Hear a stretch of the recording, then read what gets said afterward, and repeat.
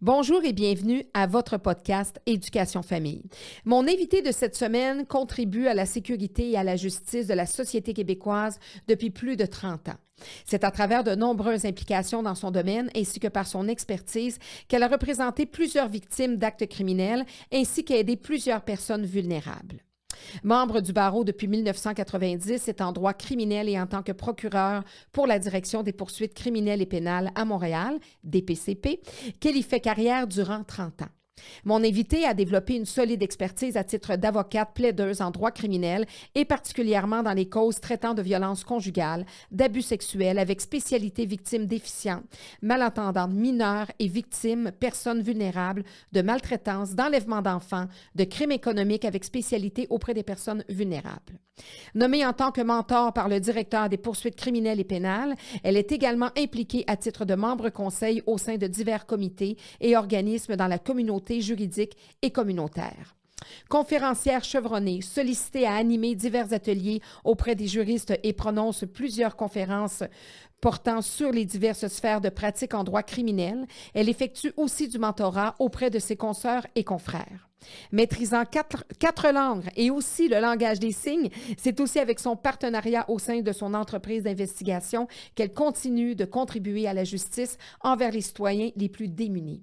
Je reçois donc, en toute légalité, Maître Marie-Justine Corsi.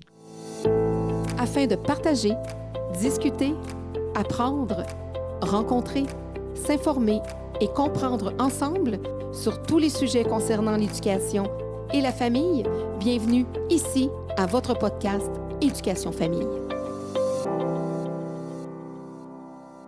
Madame Potvin, merci.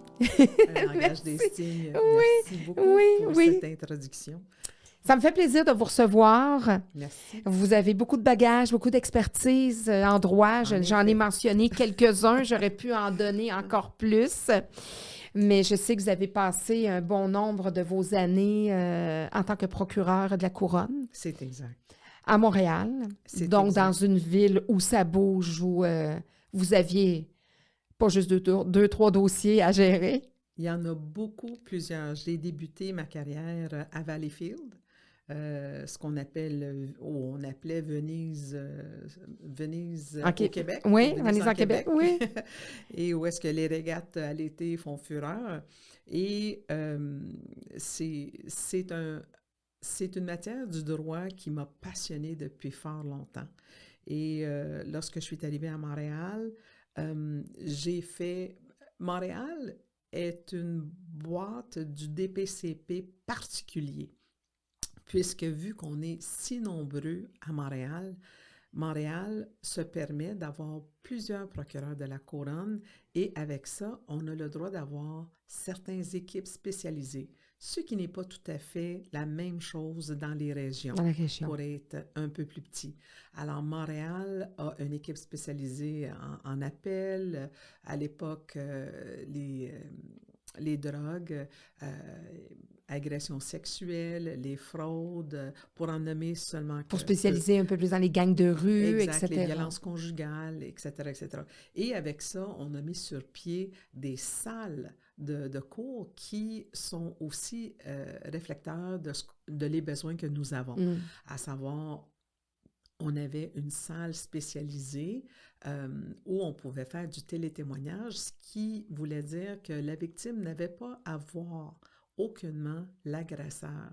Elle témoignait dans la salle à côté, où est-ce que l'agresseur, le policier, les avocats pouvaient voir en direct tout ce qui se disait. On entendait l'agresseur ou le défendeur pouvait communiquer avec son avocat parce qu'il y avait des écouteurs. Alors, tout se faisait dans les règles d'art. Comme par ailleurs, pour les violences conjugales, on a une salle spécialisée où est-ce que les victimes rencontrent les travailleurs sociaux, par la suite le procureur, par la suite ils vont à la cour si nécessaire. Alors, Montréal est très, très, très spécial à cause du nombre de gens à laquelle on doit des services et on se permet d'avoir un plus grand nombre de procureurs ici à Montréal qu'ailleurs au Québec. Et puis, qu'est-ce qui fait qu'une jeune avocate se dirige vers... Est-ce que c'était clair pour vous que c'était le droit criminel? Absolument. OK. C'était clair depuis le début. C'est mon caractère de toujours, depuis très, très jeune, j'ai toujours dit à tout le monde, c'est pas l'avocat en moi qui a fait qui suis-je aujourd'hui, mais plutôt qui j'étais qui a fait en sorte que je suis devenue avocate. Depuis très, très petite, j'ai toujours sollicité la vérité de tout le monde. Mes petits amis à l'école, avec les professeurs. Vous souliez ce... Oui. Lui, il a fait ça, lui! Non, non, pas du tout, pas du tout. J'allais voir et j'agissais comme médiatrice. OK. Est-ce que c'est vrai que tu as volé l'efface? Ah oui, mais pourquoi? Tu n'en as pas besoin? Tu en as besoin? Tu n'as pas d'argent pour t'en acheter? J'en ai un pour toi, demande-le. Tu sais, c'est comme... Va dire à madame le professeur que c'est toi qui l'as pris. Puis là, on va lui remettre, puis là, tout va revenir au calme. Écoute, c'est vraiment mon caractère qui a fait en sorte que je suis devenue une avocate au criminel et j'espérais aussi d'aider les victimes. J'ai fait un petit tour à la défense pour savoir dans les 6 mois que ça m'allait pas. C'était vraiment pas pour moi. Lorsque tu commences et tu crois la personne qui te dit ce qui se passe, et là, tu vas voir la couronne. La couronne te donne la preuve, tu lis la preuve, tu retournes voir le même individu, tu dis ouais, OK, ce que tu m'as dit n'est pas exactement ce que j'ai entre les mains. Est-ce que tu veux me dire la vérité? Et là, on se fait crier après, on se fait traiter de toutes sortes de noms pour se faire dire, tu es supposé me représenter. Et voilà. Oui, je suis supposée de te représenter.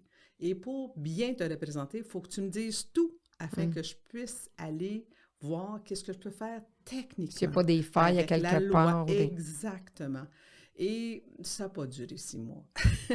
Parce que lorsque tu commences ton métier et après 6 mois, tu arrives puis tu dis à la défense ou à l'agresseur, ou à l'accusé, veux-tu du pénitencier ou du provincial? Vous n'êtes pas à bonne place. Non, c'est ça, parce que Alors, là, c'est ça. Le feu sacré, je l'ai toujours eu pour défendre le commun des mortels, les victimes, pour faire valoir leurs droits.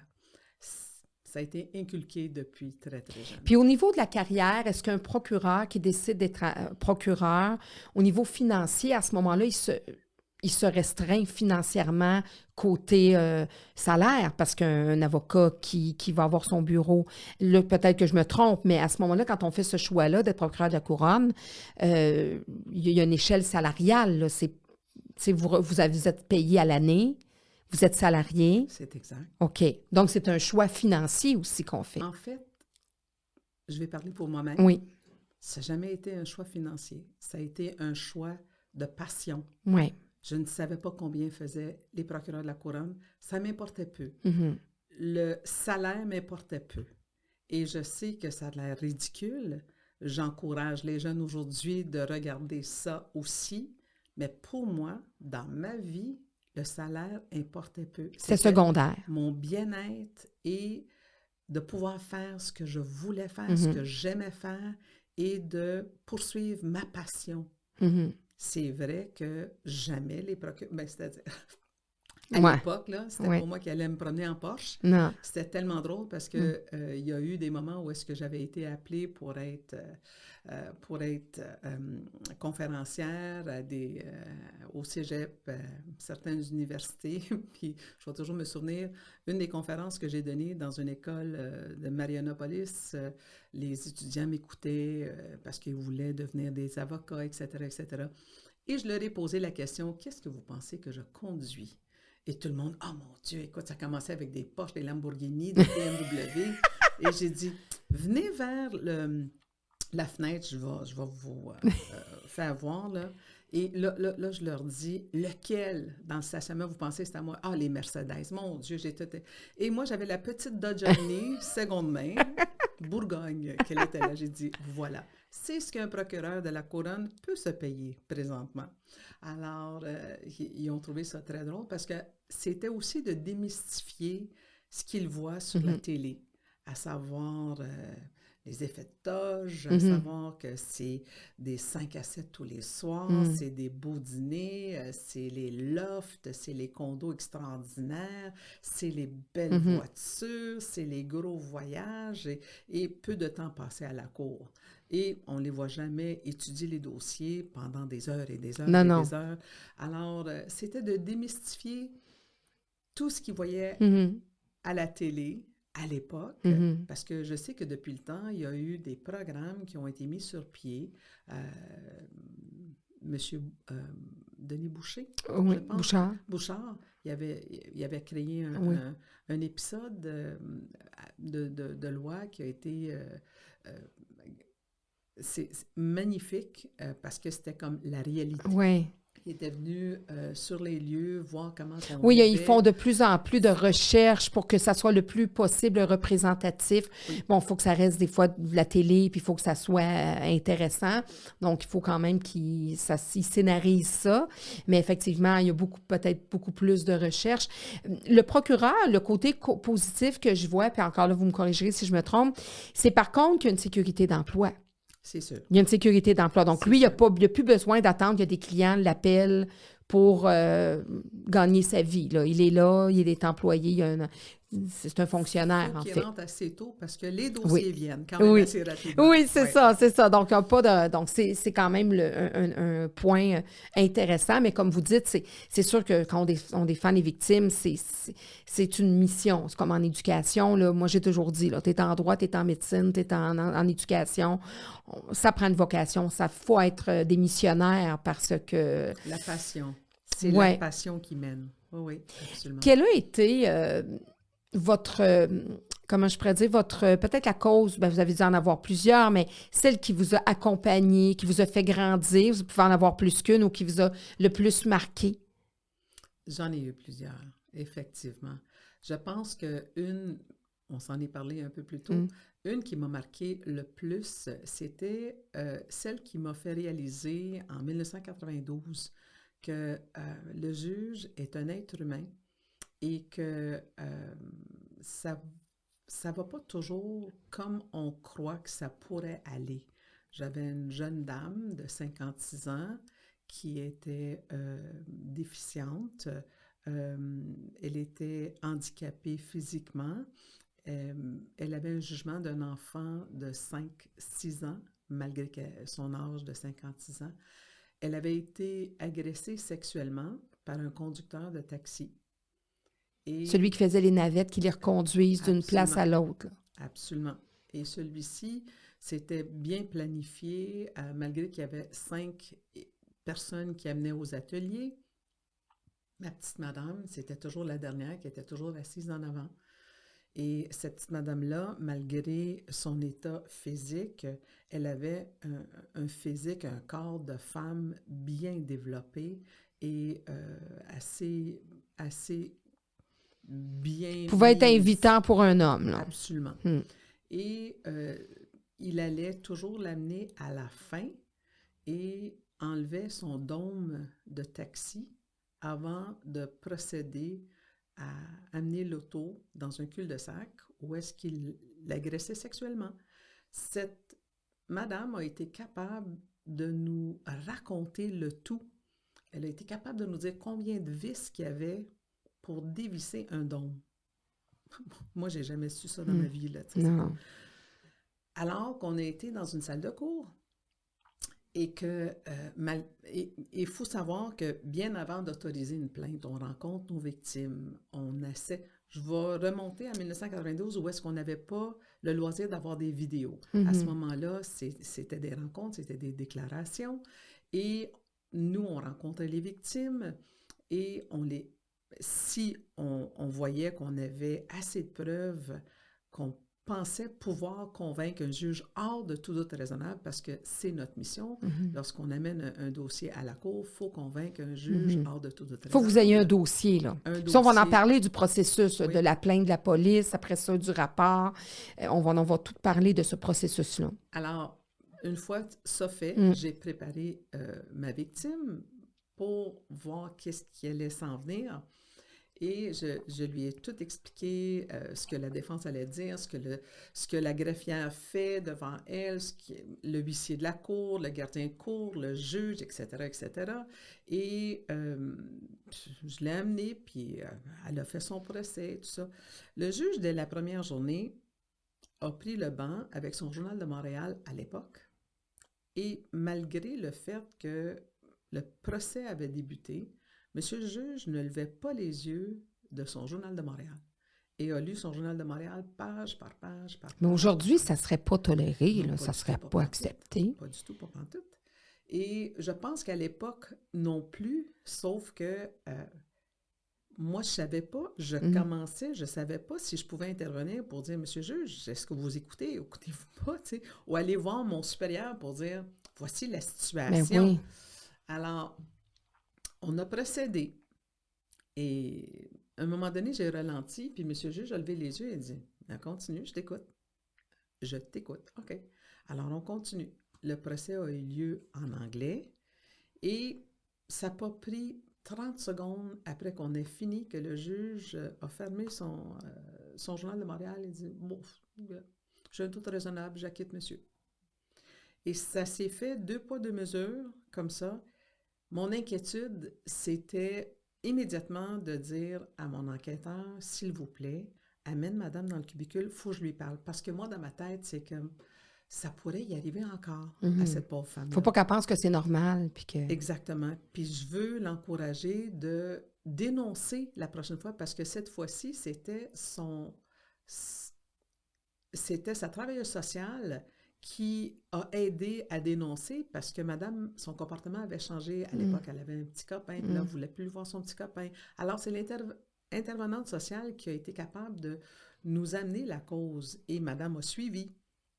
Alors, je voulais m'assurer que madame sache que c'est pas ce qu'elle avait dit, qu'elle n'avait pas été en accord avec le juge, que le juge avait un doute raisonnable. Alors, je rentre dans le cubicule et j'explique tout ça à madame en anglais. Et madame, alors, avec son corps handicap tortillé, me regarde et me dit dans sa langue en anglais, « Ça fait rien, Maria. Toi, tu m'as cru. » Alors, j'ai demandé à l'agent enquêteur de la sortir parce que j'ai éclaté en sanglots. Parce que je me suis dit, ça se peut pas. Puis là, le métier rentrait, là. Oh, le métier était bien inculqué. Oh, absolument. Alors, ça a été une des premières qui m'a beaucoup, beaucoup marqué. Il y en a eu d'autres aussi, des plus petits-enfants. Mais, et l'aspect humain derrière les victimes, derrière ce qu'eux peuvent comprendre de notre système, de ce qui se passe dans une salle de cours, puis de toujours préparer jusqu'au bout les victimes. Ça, c'est quelque chose qui a été un facteur marqueur pour moi, parce que j'avais comme... Je pense que j'avais oublié de dire à cette femme-là que le juge pourrait dire comme ça, du revers de la main, qu'il y a un doute raisonnable. J'aurais jamais été capable de lui expliquer que sans motiver pour arriver à un doute raisonnable, il pouvait le dire. Mais là, à partir de ce moment-là, c'était une expérience à laquelle j'ai toujours répété à toutes mes autres victimes. Et sachez que le juge peut ne jamais prendre des notes et arriver à une conclusion aussi. Alors, ça a été un facteur. Oui, parce que on dit que des fois, c'est un jack in the box, on ne sait pas le juge qui va être là, puis c'est des êtres humains aussi. Absolument. Donc, des fois, ça peut être une mauvaise journée, il peut être fatigué, il y en a qui consomment, il y en a qui ont des problèmes d'alcoolisme, puis il y a même des agresseurs. C'est des êtres humains, là. Fait que tout ce qu'on retrouve dans la société, que ce soit un médecin, que ce soit un juge, que ce soit un avocat, que ce soit un enseignant ou peu importe, un mécanicien. Donc, ça reste des humains. Donc, si on tombe mal et que les astres sont moins alignés, mais il faut croire en la justice. Absolument. Moi, je crois en la justice. Absolument. Et surtout dans la société dans laquelle on vit, c'est important d'y croire. Il faut croire aussi que ces gens-là qui ont été nommés au banc se lèvent le matin avec autant de passion que nous l'avons pour apporter une cause devant eux. Je vous dirais que ça a été un cas exceptionnel. Peu de temps après, ce juge-là a pris sa retraite bien mérité. Il a dû avoir des meilleures journées, j'en suis Oui, sûre. c'est ça. Mais je peux vous dire que ça a été une expérience pour moi qui a éveillé mes sens à pouvoir aider les victimes autrement. Puis que Aussi, tout ne pouvait pas être parfait, même si vous donniez votre 2000%, exact. vous ne tenez pas toutes les rênes. Là. Mais je suis fière de dire que la majorité de nos juges aujourd'hui, et j'en connais plusieurs, font un magnifique job sur le banc. Il y a eu beaucoup d'évolutions, beaucoup Absolument. d'améliorations. Absolument. Même au niveau de la magistrature, Oui. pour continuellement donner des formations et aider les juges aussi de continuer leur apprentissage. Qu'est-ce qui fait qu'on devient juge? Qu'est-ce qui fait qu'on devient juge? Après 10 ans de pratique, vous avez le droit d'appliquer pour devenir juge. Maintenant, par la suite, c'est un comité aujourd'hui, depuis la commission Gomery, de 5 personnes qui vous passez une panoplie de questions de la juge en chef ou la juge en chef adjointe qui pose les questions. Les personnes autour de la table, vous avez une personne qui est de la société, une personne nommée du barreau, un avocat et une autre personne d'une profession. Ces personnes-là sont là pour juger si dans les 45 minutes, avec votre profil, avec votre curriculum vitae, avec la façon que vous répondez aux questions, si vous pourriez faire l'affaire qui est demandée de vous afin de devenir juge. Représenter la justice québécoise. Et surtout connaître votre droit. Parce qu'on se fait poser des bonnes questions en droit, la jurisprudence, et c'est pas parce que vous avez 10 ans d'expérience ou peut-être 15 ans, des fois, vous attendez... C'est pas beaucoup 10 ans, non? Non. Et des fois, c'est-à-dire, c'est pas beaucoup 10 ans, sauf que l'ère actuelle, le ministre de la Justice aime avoir des juges de plus en plus jeunes. Oui, pour qu'ils restent là plus longtemps. Exactement. Alors, vous savez... on ne fait pas d'omelette sans casser deux. Et voilà. Et voilà. Donc, puis il faut avoir aussi le souci de... Les points de droit, c'est important, mais même possiblement d'avoir un certain instinct. Non, parce que le juge, il ne peut pas y aller par son instinct. Il faut qu'il regarde les papiers, il faut qu'il regarde les faits. Mais ça doit être difficile. Tu sais, le non-verbal, est-ce que l'aperçonnement, il doit être à l'affût de ça aussi? Absolument. Okay. Et comme on a dit tantôt, il est humain. Alors, ses instincts aussi l'amènent souvent à réflexion et le juge peut poser des questions. Peut poser des questions qui ne seraient pas posées par les avocats. Mais pour poser des questions qui ne sont pas biaisées. Non. Hein?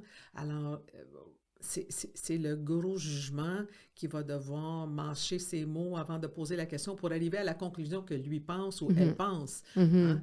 Alors, c'est son droit de poser des questions. Ce qui fait aussi en sorte que lorsqu'un individu se représente seul, le juge prend encore une valeur exponentielle, à savoir qu'il devient professeur de droit en même temps, parce qu'il veut s'assurer que la personne qui est devant lui seule, qui se représente seule, comprenne exactement ce qui se passe dans la salle de cours, de quelle façon ça va se faire. Qui doit être pédagogue aussi. Absolument. Absolument. Alors, il porte plusieurs chapeaux, ce qui fait aussi que ça l'engorge le système judiciaire parce que ne pas être capable de comprendre qu'est-ce qu'on peut déposer, pas déposer, alors que le juge qui a plusieurs dossiers à régler dans une journée, il y a quelqu'un qui se présente devant lui, mi-préparé, le juge qui devient pédagogue, ce procès qui aurait pu prendre 2 heures ou 1 heure, prendre 2 jours, oui. Alors, les autres dossiers vont être remis parce qu'il y a un encombrement du rôle. Alors, tout ce processus enclenché fait en sorte que on a fait face à l'arrêt Jordan il n'y a pas si longtemps que ça. et qu'on travaille avec d'une base régulière. Puis ça, l'arrêt Jordan, c'était pour inciter le milieu judiciaire à dire, là, on procède? Ou c'est pour... Oui, c'est ça le but principal? C'est que au début de ma carrière, on pouvait avoir un dossier à laquelle je recevais, je rencontrais les victimes, j'autorisais, on procédait, et dans les 6 mois, c'était fini. OK. Il y a eu les gangs de rue, il y a eu les procès des motards qui ont pris beaucoup d'ampleur et tout ça. Ils ont pris une ampleur, mais il a fallu même bâtir une autre salle de cours. Tu sais. Alors, ça commençait à changer la donne. Par la suite, il y a eu la permission que les gens se présentent seuls. Ils peuvent se représenter seuls. OK. Alors, là, c'est tout un nouveau système qui un nouveau processus où là, c'est plus long, puis là, tu veux que le citoyen, vu qu'on lui donne le droit de se présenter seul, bien là, même l'autre avocat, c'est difficile parce que c'est pas comme s'il était contre un confrère ou un consoeur, il est contre un citoyen. Donc, il doit faire attention, il doit être plus vigilant. Si on a un agresseur, puis il faut qu'on interroge la victime, c'est pas vrai que ça va être l'agresseur qui va le faire. Alors, il va falloir qu'on nomme quelqu'un qui vient à la cour pour effectivement faire le travail qu'un avocat régulier aurait fait, mais là, il prend la place de l'agresseur pour poser les questions à... Alors, c'est long. Ça rallonge un processus puis des délais. Et alors, la Cour supérieure a décidé que, écoutez, si c'est un dossier en matière criminelle prise par voie criminelle, c'est à l'intérieur de 30 mois. Du début à la fin, il faut que ça soit finalisé. Si c'est par voie sommaire, à l'intérieur de 18 mois, il faut que ça soit finalisé. Du début à la fin. Ce qui a fait en sorte qu'il a fallu se relever les manches puis commencer. Et là, branle-bas le combat, parce que la défense est vue... La défense a été prise au dépourvu, eux autres aussi, parce que les clients souvent changent d'avocat ou décident de ne pas se présenter. Alors, ça devient un effet domino extraordinaire. C'est comme on essaie de tirer la couverte par tout bord, tout côté pour arriver à une conclusion à l'intérieur de... Puis surtout dans une ville comme Montréal, c'est pour ça que tout à l'heure, on parlait du processus. Comment ça fonctionne pour que... il faut expliquer, c'est ça, que le procureur de la Couronne, c'est celui qui va représenter la victime au niveau civil. Donc, on se fait agresser, il arrive quelque chose, on appelle la police, on porte plainte. Au niveau criminel. Au niveau criminel, qu'est-ce que j'ai dit? Au civil. Civil, excusez. Ah. Okay, c'est pas mon domaine, hein? Ça avait tellement bien fait, mais déjà là, on ne mélangera pas tout. C'est déjà comme... On veut justement démystifier ça, fait qu'on ne va pas compliquer ça davantage. Bon. Avant, au niveau criminel, c'est ça. Si on vit quelque chose, une agression, quoi que ce soit, la première étape, c'est qu'on porte plainte. C'est sûr. On appelle la police. C'est ça. Et là, ça dépend ce qui se passe. Si, admettons, vous avez été agressé sexuellement, et vous êtes dans le vif du moment, l'agresseur se pousse ou l'agresseur est toujours sur les lieux, vous avez l'opportunité d'appeler le 911, les policiers se rendent sur les lieux, si l'agresseur est encore sur les lieux, les policiers font la part des choses, rencontrent la victime séparément de l'agresseur, viennent à une conclusion. On va dire que la conclusion dans cette histoire est que l'agresseur a agressé la victime. OK? Alors, à partir de ce moment-là, l'agresseur se fait mettre en état d'arrestation, on lui lie ses droits, la victime est prise de côté, on prend sa déclaration. L'agresseur doit comparaître dans les prochaines heures. La première heure disponible à comparaître, alors ça va être le lendemain. Si c'est une plainte qui a été prise par un policier comme ça, l'agresseur attend en détention. Le dossier est envoyé au bureau du procureur général, qui est le DPCP. Il y a une équipe à Montréal, on va toujours s'en tenir à Montréal, spécialisée pour recevoir les rapports de police de la veille. Et alors, il y a un rush, si je peux vulgariser ça comme ça, pour que l'équipe qui est composée de 8 personnes, ou peut-être plus maintenant, mais 8 personnes qui lisent les rapports rapidement et voient s'il y a assez de preuves pour autoriser la plainte. S'il y a assez de preuves pour autoriser la plainte, par la suite, on va dire pour l'exercice, il y a assez de preuves pour autoriser la plainte. On avise les bureaux d'enquêteurs et la détention que cette personne-là va devoir comparaître cet après-midi.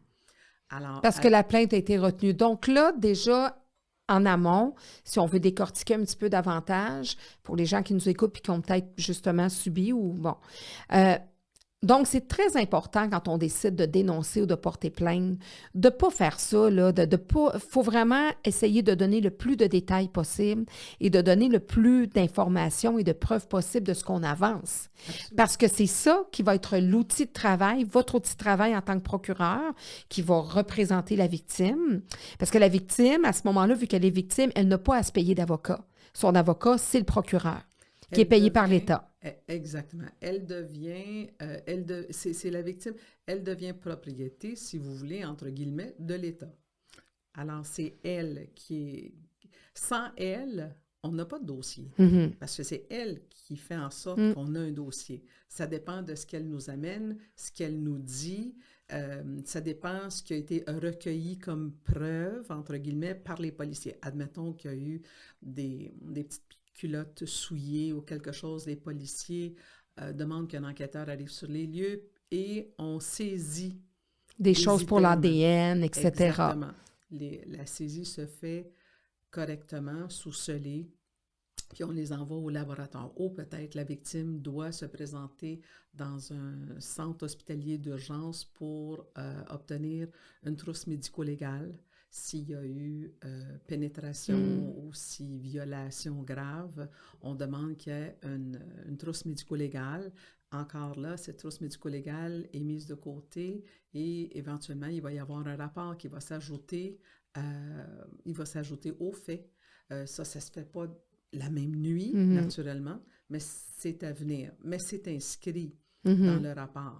Puis ce qui fait que justement, donc c'est important que les gens puissent savoir que si on est victime d'agression, c'est pas obligé d'être une agression sexuelle, là, ça peut être une agression physique, un coup de couteau, un coup de poing, violence conjugale. Les victimes doivent savoir qu'elles n'ont pas à se trouver un avocat. Elles n'ont pas à dire, ben moi, là, je voudrais bien poursuivre, je voudrais bien me protéger, mais j'ai pas l'argent pour avoir un avocat. Quand on est victime. Là, on ne parle pas d'un voisin, on ne parle pas d'une chicane de clôture, là. On ne parle pas de ça. Donc, c'est ça que des fois, il faut démêler les choses pour dire, ben là, moi, pourquoi je me paierais un avocat? Pourquoi je ne m'en paierais pas?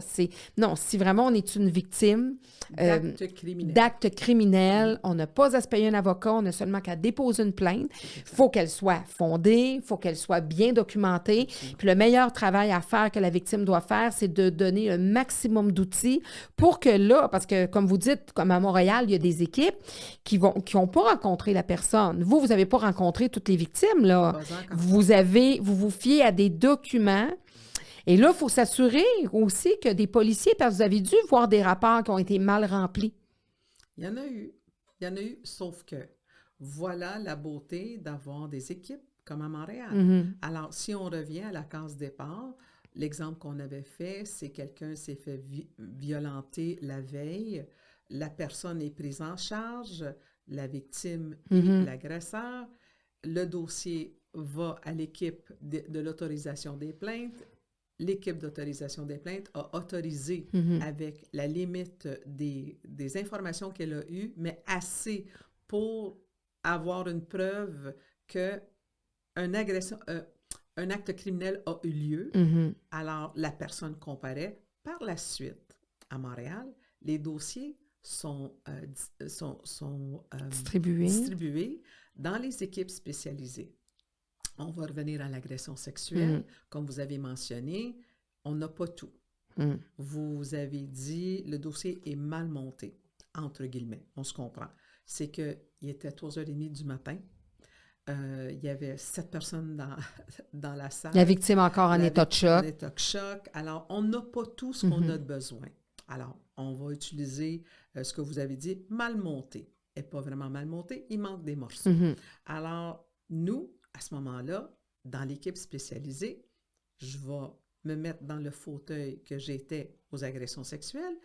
Je reçois mon enquêteur. Je regarde dans mon dossier. Il y a le nom de mon enquêteur, je communique avec mon enquêteur et on se rencontre. Et là, je lui dis, j'aurais besoin de ça, ça, ça, ça. Je lui donne une liste d'épicerie, comme qu'on appelle. Alors, lui s'en va avec sa liste d'épicerie dans les jours qui suivent, avec espérance de pouvoir l'avoir dans les jours qui suivent. Les épiceries, donc c'est des informations manquantes que vous avez besoin absolument pour étoffer le dossier. Oui, exactement. Et une fois ça fait, je demande à l'enquêteur, est-ce qu'on peut rencontrer la victime? Et à ce moment-là, on rencontre la victime. Et là, je coche encore. Des fois, surtout avec les enfants, je ne sais pas c'est quoi, peut-être c'est mes gros cheveux ou mon nez, je ne sais pas c'est quoi. Mais les enfants, souvent, arrivaient dans mon bureau, qui était calme et apaisé, puis j'avais beaucoup de poupées des alentours, j'avais du plaisir avec les enfants, dévoilaient des choses que personne n'avait su. Alors, à ce moment-là, on écoutait très attentivement et de part et d'autre, l'enquêteur, comme on prenait bien des notes, et à la fin, fallait ajouter une autre déclaration parce que l'enfant avait dévoilé des choses dans mon bureau à laquelle, devant l'enquêteur, à laquelle n'était pas dans sa déclaration.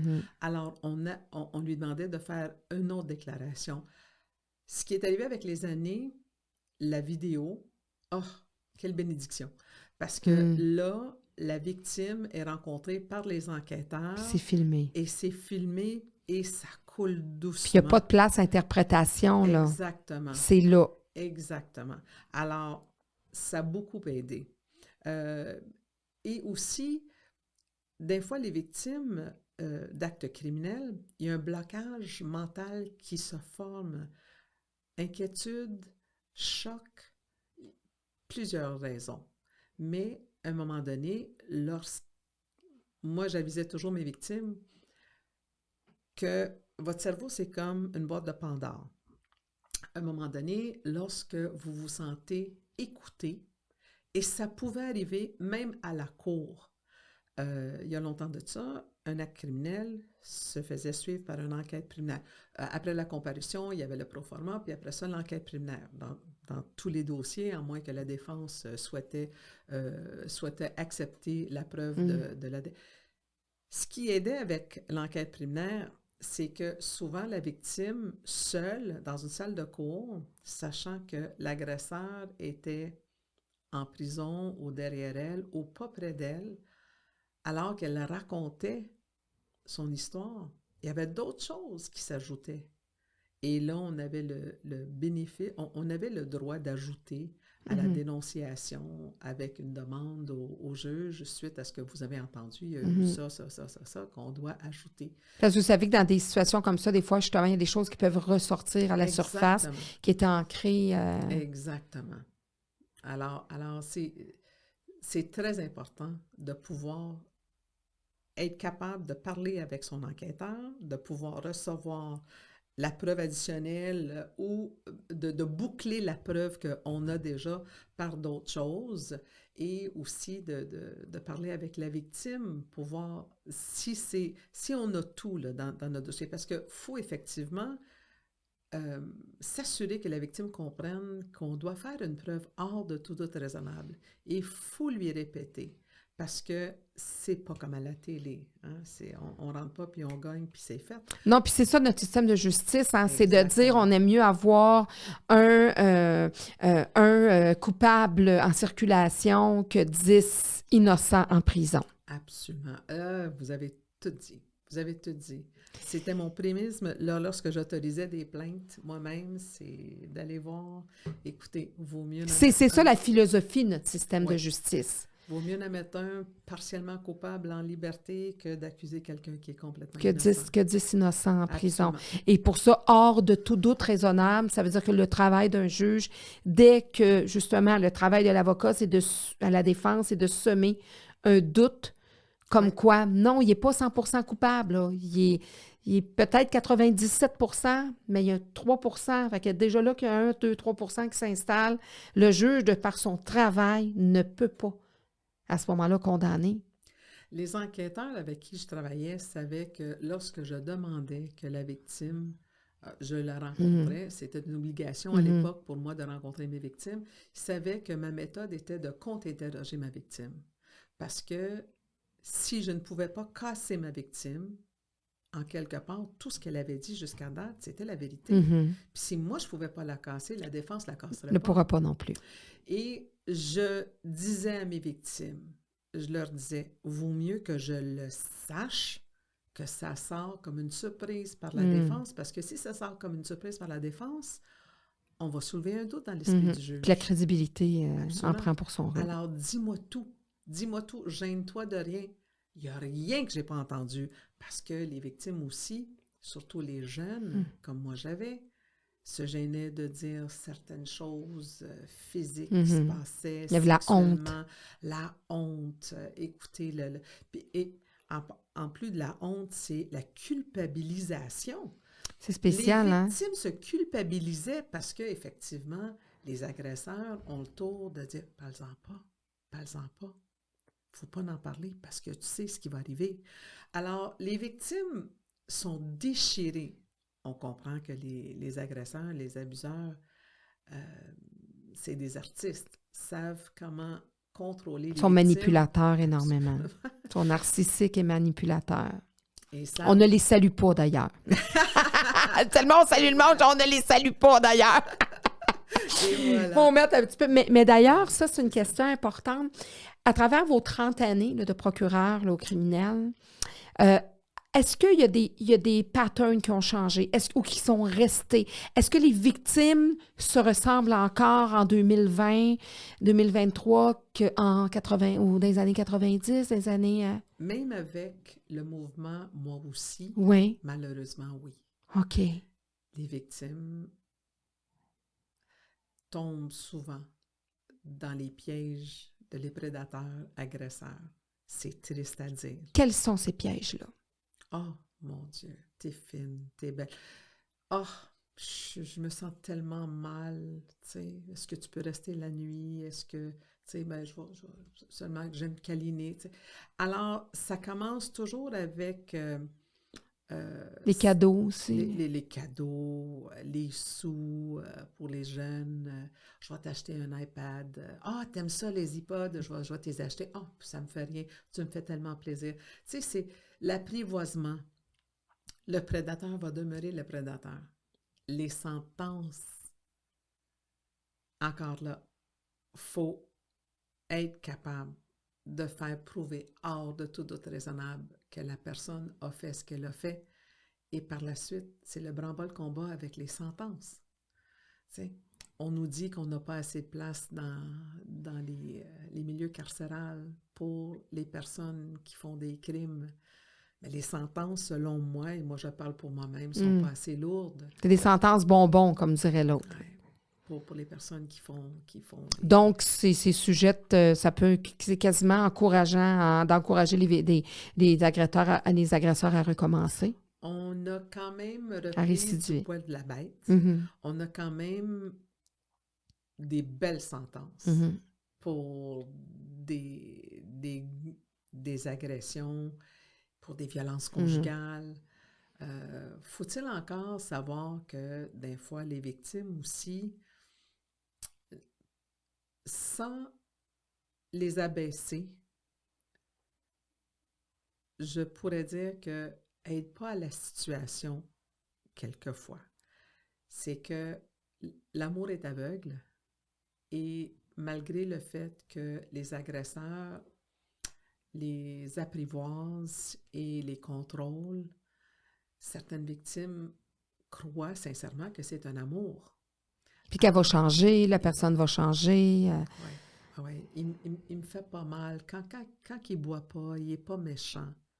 Non, elle rentre avec 16 points de suture sur la face. Là. Mais non, mais c'est parce que c'est moi.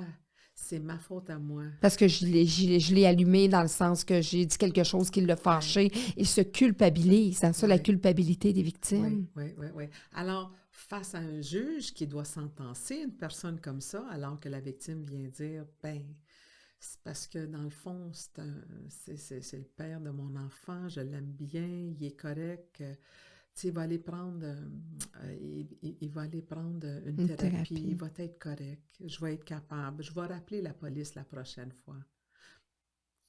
On va rappeler la police. Faudrait dire... Tu pourras peut-être plus signaler la prochaine fois. Plus la police. C'est comme, donne-y une sentence. Et c'est sûr que ces gens-là, on ne peut pas les garder, même si on avait toute la place voulue dans la prison. OK? On ne peut pas les garder là à vie éternelle. Mais faut-il encore qu'on ait un suivi rigoureux et strict? C'est pas toujours facile. On manque d'effectifs partout. Alors, c'est un cercle vicieux qui se crée. Hein? Et moi, j'irais même plus loin en disant, puis vous me direz si mon minding est correct. Justement, la dame qui est agressée, là, parce que bon, il y a des hommes agressés, on le sait, mais on le sait que la plupart des féminicides puis des agressions, vous pouvez possiblement le confirmer que la plupart, c'est des femmes qui sont agressées. Il y a un grand nombre d'hommes. Il y a un grand nombre d'hommes aussi. Mais quand ça se rend au féminicide, c'est plus des femmes. Mais c'est bien que vous disiez qu'il y a beaucoup d'hommes. Les transgenres, oui. C'est... écoutez, on a beaucoup trop de victimes. Oui, c'est ça, peu importe le sexe. Mais ce qui est... Moi, je me dis, la société a un rôle à jouer. Quand tu es dans un appartement et que tu entends de la violence conjugale dans l'appartement à côté de toi, appelle la police. Je me trompe ou pas? Tu sais, je me dis, parce que, tu sais, vous dites la victime, des fois, va subir. Souvent, lorsqu'elle dénonce, c'est parce que, justement, là, qu'il y a comme une cicatrice, il y a des 16 points de suture. Mais avant les 16 points de suture, il y a dû avoir des bleus, il y a dû avoir des yeux au beurre noir, il y a dû avoir des épaules disloquées. Des fois, il y a d'autres choses qui s'est passées avant ça, parce qu'il y a une escalade dans la violence aussi. Alors, en tant que citoyen, est-ce qu'on ne pourrait pas changer les choses en cessant de se mettre des œillères et de dire, ben là, regarde ce qui se passe chez le voisin, ça se passe chez le voisin. Non, appelle pas, on s'en mêle pas. Comment on doit réagir? On a-tu un devoir de citoyen à faire? Ça serait magnifique si tous les citoyens se disaient qu'ils avaient un devoir de protéger leurs proches. Et quand on dit leurs proches, non seulement dans leur famille, mais leurs alentours. Sauf que la réalité est les deux personnes vivent dans le même bloc. Elle veut continuer à vivre avec l'agresseur. L'agresseur pourrait avoir un autre tempérament aussi. Qu'est-ce qui arrive alors qu'on leur dit « ton voisin m'a appelé ». C'est pas anonyme? Malheureusement pas. OK. Ça devrait l'être. C'est supposé de l'être. Mais ça sort. Ben oui, ça sort, surtout s'il y a une poursuite puis qu'il y a une plainte qui est déposée. Parce que là, la personne qui va venir témoigner, ça va être la personne qui a appelé. Alors... Mais si on appelle la police, qui a jeté un petit coup d'œil à ce moment-là, c'est sûr qu'ils ne diront pas le nom de la personne qui a appelé, mais tu peux avoir des doutes si c'est ton voisin. Mais on peut sauver des vies aussi. Absolument. Là. Absolument. Alors, nous nous retrouverons pour une deuxième partie de podcast avec Maître Marie-Justine Corsi.